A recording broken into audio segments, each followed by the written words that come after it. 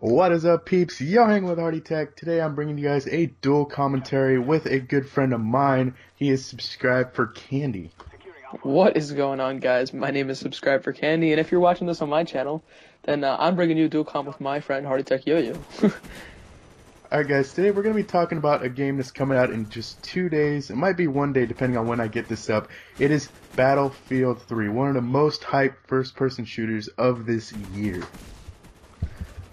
Alright, so what do you want to start off talking about today? You want to talk about why you're going to get the game, and why I'm not going to get it?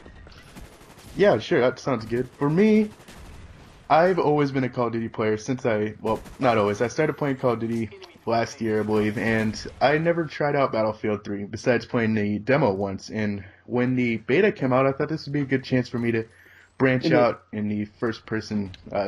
Wait, what? Nothing, sorry. Keep going. I thought it'd be a good time to branch out in the first person genre, try something new, and it's a lot different from Call of Duty, I'll give it that. I'm starting to wonder why people compare Call of Duty and Battlefield so much, because they're just two completely different style of games. And I personally like that. Yes, there were some moments that I didn't like about the beta, but it's definitely still a game that I want to get and that I enjoyed playing just because it's a change of pace from Call of Duty.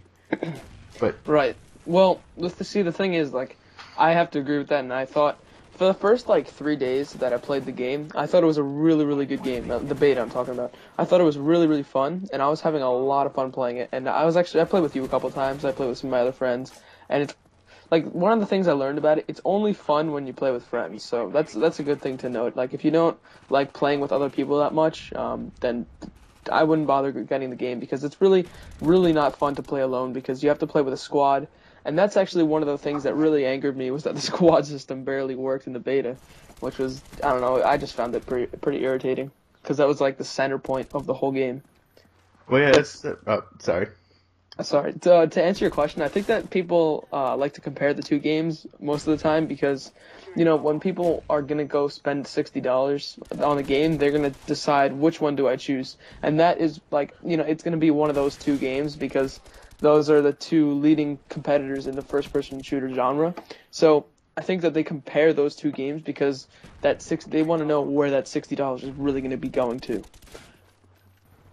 What you were saying about the team-based game with the squads playing by yourself, that's one big thing about Battlefield. It is really team-oriented. It's all about the objective.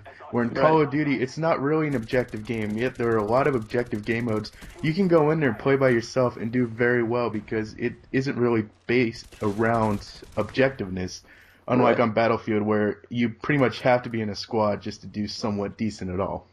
Right. And by the way, guys, when I say I'm not going to get Battlefield, and I'm talking about against Battlefield right now, I'm not trying to be a Call of Duty fanboy, because honestly, I was promoting Battlefield a lot until for the first few days that the beta was out. But then after that, I kind of got bored of it, and that's when I realized that I think personally, at least in my opinion, that Call of Duty is a little bit better of a game, because it kind of rewards you for that's another thing. It rewards you for kill streaks, which Battlefield doesn't do.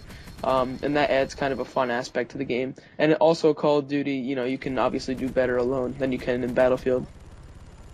One major thing I would kind of want to point out is if you go back about 2 months ago, before the beta came out, you were really hyped up for Battlefield, and you weren't Oh really yeah, so hyped about Modern Warfare 3. And I was the right. complete opposite. I was so psyched about Modern Warfare 3, and I wasn't really even planning on getting Battlefield.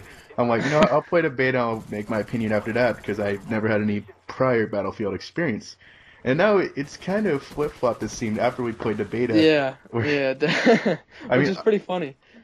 I am still really hyped about getting Modern Warfare 3. I think that's going to be one of the best Call of Duty so far. Of course, we say that about every new game that comes out.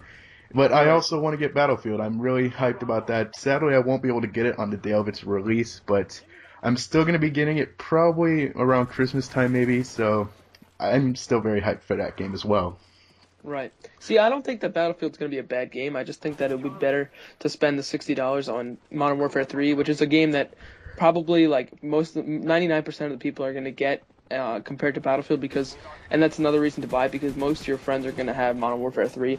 I actually thought Battlefield was going to be such a better game than Modern Warfare 3, but there's so many glitches that weren't fixed at all during the beta, and I mean, I understand that they can get them fixed during the like time between the beta and the game release, but I feel like they really have to like polish up their game for a beta release because that's something really important. And I don't think they stressed its importance enough, and they realized how big of a factor it was going to play in whether or not people were going to buy the game. Well, yeah, when the beta first came out, there was actually a lot of pre-order cancels, which is probably proving that people weren't happy with the way they released the game. I don't think a lot of people realize that the beta that was released was a version that was built like several months ago, so it wasn't the current version that's in development like at this very moment. And See, people, I know. yeah. Sorry, keep going. I was gonna say people just seem to think that like what they were playing is what the final version is gonna be like. That it's not gonna change at all. But I mean, I think this is one reason why this is kind of in the same kind of topic. But I think this is a reason why Call of Duty doesn't do the open betas is because they don't want people knowing like what the game's gonna be like. They just want to hype it up and then. Yeah, and if there's any glitches, they've already bought the game, so they're pretty much screwed. Yeah. Hopefully, though, if Battlefield, when it does get released, if it does have a lot of glitches, hopefully they kind of follow Treyarch's step and patch them. And this Treyarch has probably provided the most support for a Call of Duty game I've ever seen, at least for Black Ops. I mean, World at War is just completely screwed. But Definitely. they've really taken care of Black Ops, and I hope that's something that Infinity Ward does with Modern Warfare 3 and that DICE does with Battlefield. But I guess we'll just have to wait and see for that. Yeah, honestly, I hope for all the Battlefield players that they do patch it up and make it a really fun game because it seems like it has a lot of potential, and I think the next Battlefield is definitely going to be it's going to be a better one because I'm not saying it's going to be a bad game again, but I feel like they're like starting to compete with Call of Duty now, and they're getting recognized a little bit, and then by the next game, their next major title, they'll have all their stuff together. Mm-hmm. I agree with you there. I think Call of Duty didn't really hit a big release until Call of Duty 4, and that's after they've been making them for a few years. And I know Battlefield has made like I think it's over a dozen games, even though they've only had like 5 console games, I believe. But eventually they're gonna hit that one game that's just gonna do record sales, and I believe Battlefield will be their biggest selling game yet, or Battlefield 3 will be their biggest selling game yet. But I think Battlefield 4 or whatever the next game they do is gonna be like Call of Duty in the sense that it's just gonna keep growing and growing and becoming bigger and bigger. So I definitely have high expectations for their next game as well.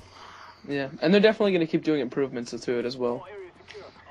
Alright guys, well we're actually coming up to the end of the video here, so I hope you guys enjoyed our talk about Battlefield 3. If you have any thoughts on it and what you're expecting from it, please let us know down in the comments below.